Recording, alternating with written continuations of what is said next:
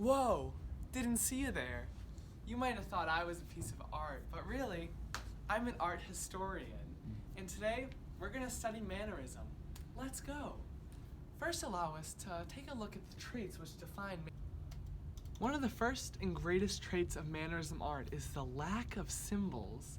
In the earlier Renaissance art that we studied, many symbols appeared in the art, such as crosses or tombs, which are representative of Christ and his actions.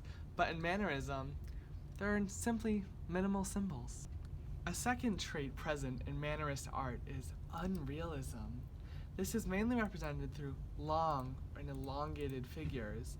Oftentimes, anatomical drawings will be stretched to the extremes, not being realistic.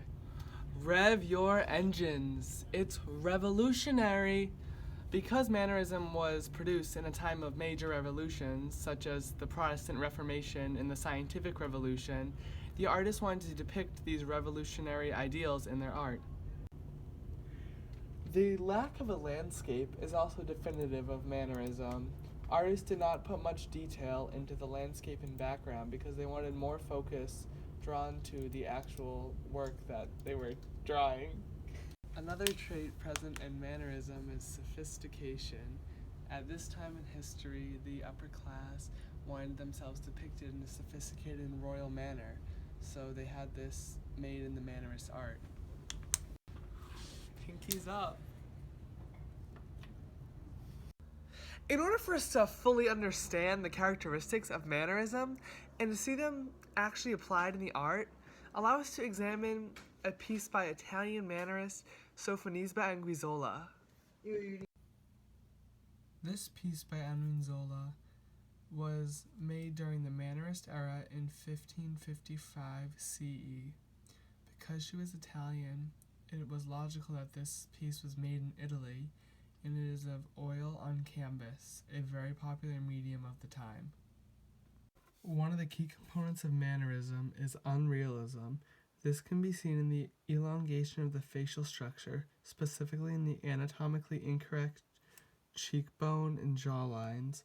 Also, the little boy effortlessly suspends a dog that realistically would call for a stronger upwards force, which is most definitely absent here. As earlier mentioned, a lack of detail, most notably a background, i.e. a landscape, is a characteristic of Mannerism. Mannerism artists wanted as much attention on the central figures as possible, so by contrasting a vast background with a livened center, an area of emphasis is made.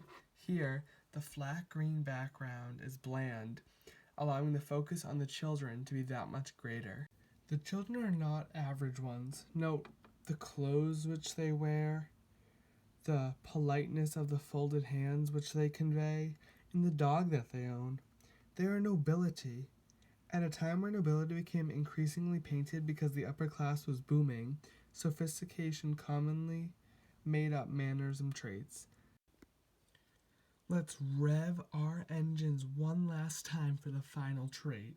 Revolutionary ideals. The artist, herself seen here, Sophonisba Anguissola, is a woman, which is huge because in this traditionally male-dominated field, a woman shows everyone that she's just as capable of producing valuable art as men are. Thank you so much for watching my art analysis today. I hope you enjoyed my use of Anguissola's piece, which perfectly exemplifies the traits of Mannerism in its time period. Well, take care for now, and always remember your manners.